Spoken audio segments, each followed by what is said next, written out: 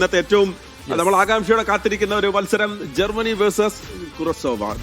ഇന്ന് രണ്ട് പ്രമുഖർ ഇറങ്ങുകയാണ്, ജർമ്മനിയും നെതർലൻഡ്സും.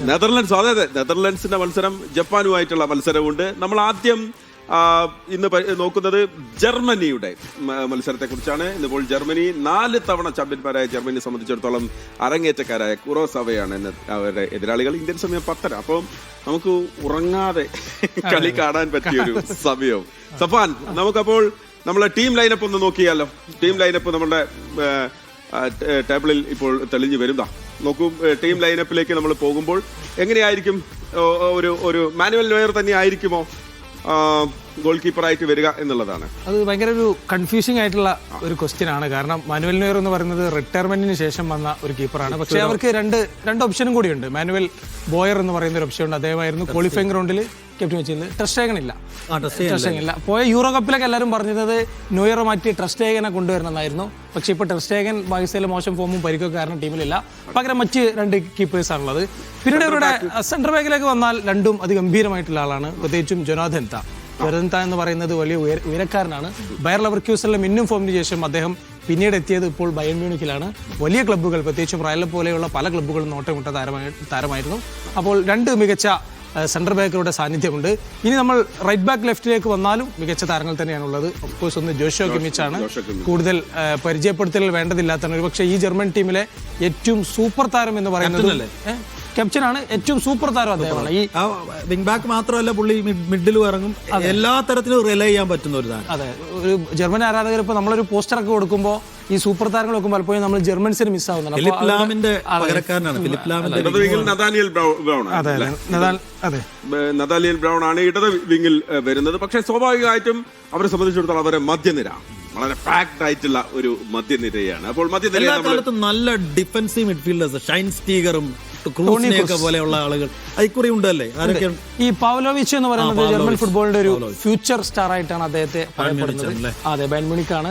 ഒരു 22 വയസ്സൊക്കെ ആയിട്ടുള്ളൂ. ഒരു വലിയ ഫ്യൂച്ചർ ഉള്ള ഒരുപാട് താരം ഈ ജർമ്മൻ ടീമിൽ അങ്ങനെയാണ്. ഒന്ന് മാനുവൽ നോയർ പോലെയുള്ള കിമ്മിച്ചിനെ പോലുള്ള എക്സ്പീരിയൻസ് ആളുകൾ, മറ്റൊന്ന് 21-22 വയസ്സ് മാത്രമുള്ള പൗലോവിച്ചിനെ പോലെയുള്ള ആളുകളുണ്ട്. അപ്പോൾ മിഡ്ഫീൽഡിനെ സംബന്ധിച്ചും ഒരു വലിയ ആശങ്കയില്ല. ഒരു യൂത്ത് ടീമാണ്. എനിക്ക് തോന്നുന്നത് നമ്മൾ അടുത്ത വേൾഡ് കപ്പ് ഒക്കെ എത്തുമ്പോഴേക്കും ഇവർ കുറച്ചുകൂടി സൂപ്പർ സ്റ്റാറുകൾ ആവാനാണ് സാധ്യത. ഓക്കെ, അവിടെ മിഡ്ഫീൽഡ് തന്നെ സെൻട്രൽ മിഡ്ഫീൽഡായി ജമാൽ മ്യൂസിയാല എത്തുകയാണ്. അതിന് കൂടുതൽ പറയേണ്ട ആവശ്യമില്ല. വരുമ്പോൾ സമ്പന്നമാണ്, അതിസമ്പന്നമാണ്. അതിൽ തന്നെ ജമാൽ മുസിയാല എന്ന് പറയുന്നത് ഒരു മെസ്സി ടൈപ്പ് ഒക്കെ കുറച്ച് കയ്യിലുള്ള ആളാണ്. അതായത് പിന്നെ ഒരു ടൈറ്റ് ഡിഫൻസിനിടയിലൂടെ ഒക്കെ കയറി പോകാൻ സാധ്യതയുള്ള ഒരാളാണ്.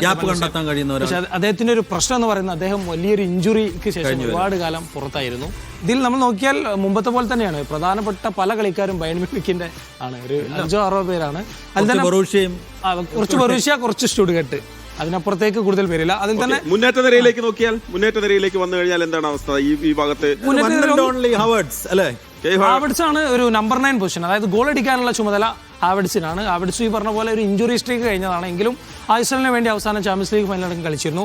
പിന്നീടുള്ളതും 2 പറയേണ്ട പേരുകളാണ്. ഒന്ന് ഫ്ലോറിയൻ വിറ്റ്സ് ആണ്. ഫ്ലോറിയൻ വിറ്റ്സ് എന്ന് പറയുന്നത് ഈ പറഞ്ഞ പോലെ ജർമ്മനിയിൽ ഏറ്റവും ഹൈപ്പുള്ള ഫുട്ബോളേഴ്സിൽ ഒരാളാണ് ഫ്ലോറിയൻ വിറ്റ്സ്. മാത്രമല്ല അദ്ദേഹം ഈ ട്രാൻസ്ഫറിൽ, അതായത് തൊട്ട് മുമ്പത്തെ ട്രാൻസ്ഫറിൽ ബ്രിട്ടീഷ് റെക്കോർഡ് തുകക്കാണ് ലിവർപൂളിലേക്ക് വന്നത്. അപ്പോൾ വലിയ താരമാണ്. പക്ഷേ ആ പൊസിഷനിൽ, അതായത് മറ്റു പൊസിഷനിൽ ഇപ്പോൾ ലിറോയ് സാനയുള്ള പൊസിഷനിൽ അവർക്ക് വലിയ ഒരു ഓപ്ഷൻ ഉണ്ടായിരുന്നില്ല. ലെനോർഡ് കാൾ എന്ന് പറയുന്ന ഇപ്പോഴത്തെ പരിക്ക് പറ്റിപ്പോയി. അതായത് ലെമീൻ യമാലോ അല്ലെങ്കിൽ ഇദ്ദേഹമൊക്കെ ആയിരിക്കും ഒരു എന്താ പറയുക നെക്സ്റ്റ് ജനറേഷൻ സ്റ്റാർ ഈ ലോകകപ്പോടെ പ്രോജക്റ്റ്. ലെനോർഡ് കാളിന്റെ അഭാവമുണ്ട്. പക്ഷേ ലിറോയ് സാന എന്ന് പറയുന്നത് ഭയങ്കര എക്സ്പീരിയൻസ്ഡ് ആയിട്ടുള്ള ആളാണ്. മാഞ്ചസ്റ്റർ സിറ്റിയിൽ ഉണ്ടായിരുന്നു, ഇപ്പോൾ ബയൺ മ്യൂണിക്കിലാണ്.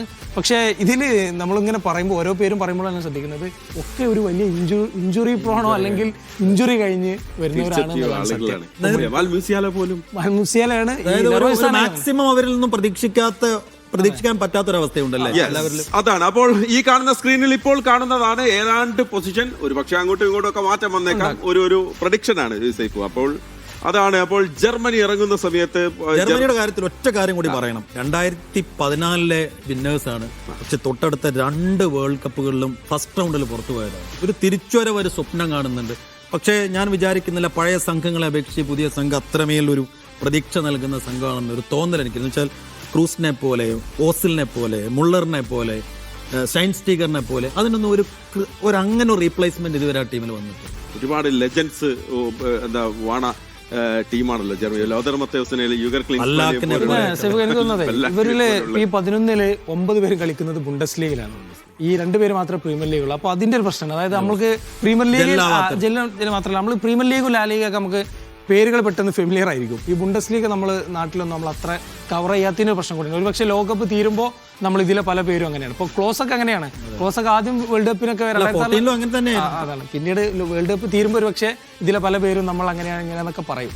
ശരി, അപ്പോൾ ഇതാണ് ഒരു പ്രൊഡിക്റ്റ് ചെയ്യപ്പെടുന്ന ഒരു ആദ്യത്തെ 11 എന്ന് പറയുന്നത്. നമ്മൾ ഈ ടേബിളിൽ കാണുന്ന പ്രതലത്തിൽ കാണുന്ന മാനുവൽ നോയർ അവിടെ ഇത്തവണ ഗോൾ കീപ്പറായി എത്തുമെന്നാണ് സഫാന്റെ പ്രൊഡിക്ഷൻ. എങ്ങനെയാണ് കേട്ടോ?